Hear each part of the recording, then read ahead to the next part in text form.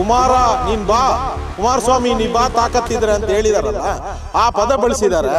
ಕುಮಾರಣ್ಣ ಖಬರ್ದಾರ್ ಖಬರ್ದಾರ್, ಕುಚ್ ಭಿ ನಹೀ ಕರ್ ಸಕ್ತಾ ಹೈ, ಕುಚ್ ಭಿ ನಹೀ ಕರ್ ಸಕ್ತಾ ಹೈ.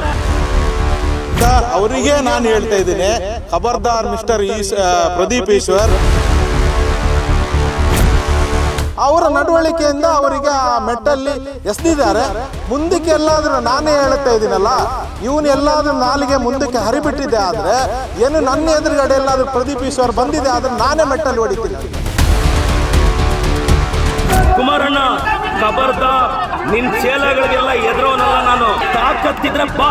ಇದು ಖಬರ್ದಾರ್. ಅವನು ಮಿಸ್ಟರ್ ಪ್ರದೀಪ್ ಈಶ್ವರ್ ಕೆಟ್ಟದಾಗಿ ಕುಮಾರಸ್ವಾಮಿ ಅಂತ ನೀನು ಕರೆದಿದೆಯಲ್ಲ, ನಿನಗೆ ತಾಕತ್ತು ದಮ್ಮಿದ್ರೆ 2028ರಲ್ಲಿ ನೀನು MLA ಆಗೋದಲ್ಲ, ಟಿಕೆಟ್ ತೆಗೆದು ತೋರಿಸು ನಿನ್ನ. ಇಡೀ ಕಾಂಗ್ರೆಸ್ನವರೇ ನಿನ್ನ ಹೊರಗಿಟ್ಟಾಗಿದೆ. DK ಶಿವಕುಮಾರ್ ಅವ್ರನ್ನ ಖುಷಿಪಡಿಸ್ಲಿಕ್ಕೋಸ್ಕರ ಅವ್ರಿಗೆ ಬಕೆಟ್ ಹಿಡಿತಾ ಇದೆಯಾ? ಇವನಿಗೆ ಮುಂದಕ್ಕೆ ಒಂದು ದೊಡ್ಡ ಅನಾಹುತ ಆಗುತ್ತೆ. ಇವನಿಗೆ ಇದೇ ತರ ಇವನು ನಡ್ಕೊಳ್ತಾ ಇದ್ರೆ ಸಾಮಾನ್ಯ ಜನರು ಇವನಿಗೆ ಹೊಡಿತಾರೆ ಇಟ್ಕೊಂಡು.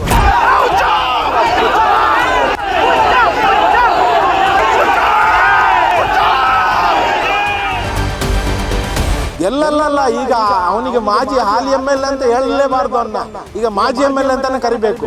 ಮಾಜಿ ಅಂದ್ರೆ ಅವನಿಗೆ ನೆಕ್ಸ್ಟ್ ಟಿಕೆಟೇ ಸಿಗಲ್ಲ ಅವನಿಗೆ. ನೋಡಿ,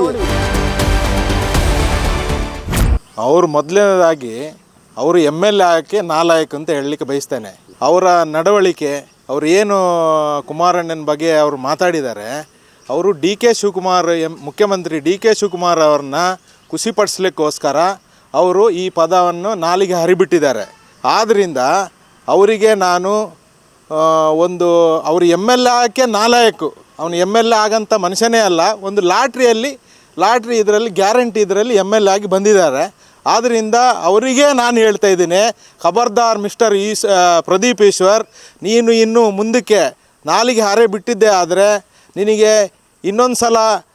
ಒಂದು ಸಲ ಜನ ನಡವಳಿಕೆಯಿಂದ ನಿಮಗೆ ಅವರು ಜನ ಆಕ್ರೋಶ ತೋರಿಸಿದ್ದಾರೆ.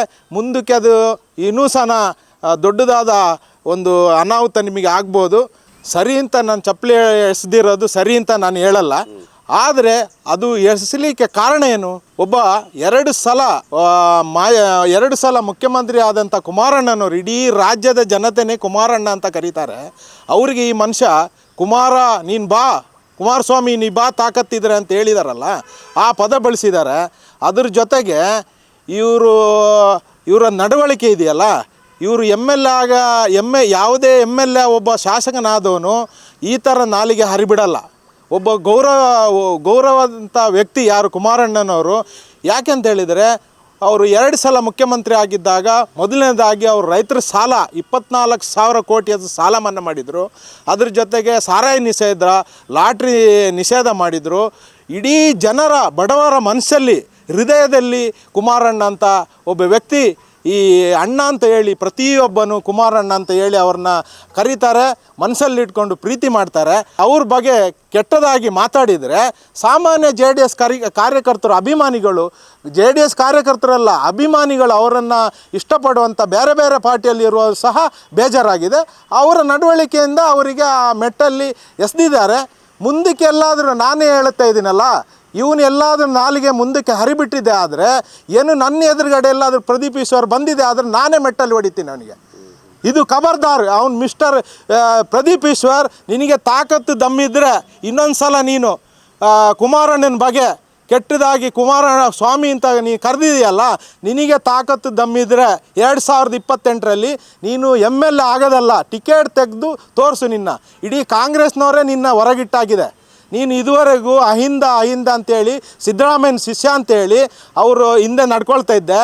ಈಗ ಎಲ್ಲರೂ ನಿನ್ನ ಕೈಬಿಟ್ಟಾಗಿದೆ. ಈಗ DK ಶಿವಕುಮಾರ್ ಅವ್ರನ್ನ ಖುಷಿಪಡಿಸ್ಲಿಕ್ಕೋಸ್ಕರ ನೀನು ಅವ್ರಿಗೆ ಬಕೆಟ್ ಹಿಡಿತಾ ಇದೆಯಾ?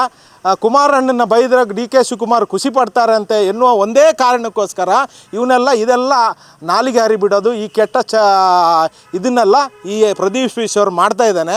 ಅವನಿಗೆ ನಾವು ಗೌರವದಿಂದ ಮಾತಾಡಲೇಬಾರ್ದು. ಅವನು ಆ ಥರ ಒಂದು ವ್ಯಕ್ತಿ ಅಂತ ನಾನು ಹೇಳಲಿಕ್ಕೆ ಬಯಸ್ತೇನೆ.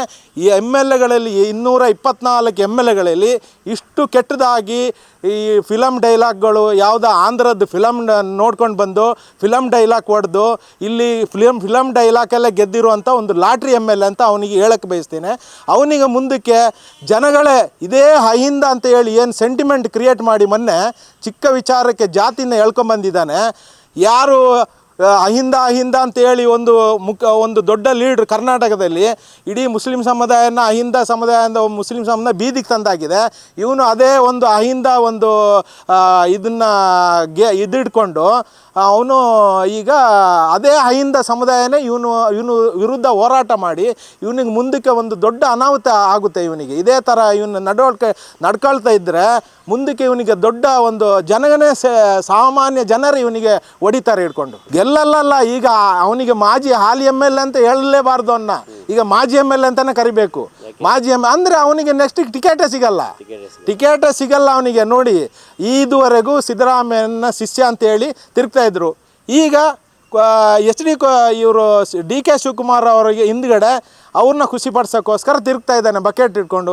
ಅವರಿಗೆ ಕುಮಾರಸ್ವಾಮಿ ಅವ್ರನ್ನ ಬೈದರೆ ಇವ್ರು ಖುಷಿ ಪಡ್ತಾರೆ ಅಂತ ಹೇಳಿ ಒಂದೇ ಕಾರಣಕ್ಕೆ ಇವರು ಆ ಬಾಲಕೃಷ್ಣ ಅವರು ಇವರೆಲ್ಲ ಸೇರಿಕೊಂಡು ಕುಮಾರಣ್ಣನ ಮೇಲೆ ಕೆಟ್ಟದ ಅವನು ಯಾರು ಉದಯ್ ಅಂತ ಯಾರು MLA ಅವರು ಏನೋ ಕೆಟ್ಟದಾಗಿ ಪರ್ದ ಬಳಸಿದ್ದಾರೆ.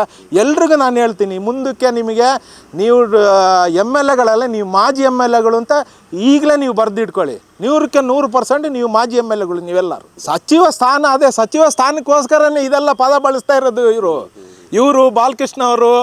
ಏನು ಅಲ್ಲಿ ಮಂಡ್ಯದ ಕೆಲವು MLAಗಳಲ್ಲಿ ಇದಾರಲ್ಲ, ಕುಮಾರಣ್ಣನ ಬಗ್ಗೆ ಮಾತಾಡೋದು ಇವರು ಏನಕ್ಕೆ ಅಂತ ಹೇಳಿದರೆ ಇವ್ರಿಗೆ ಸಚಿವ ಸ್ಥಾನ ಸಿಗಲಿ, DK ಶಿವಕುಮಾರಿಗೆ ಖುಷಿ ಪಡ್ಸೋಣ.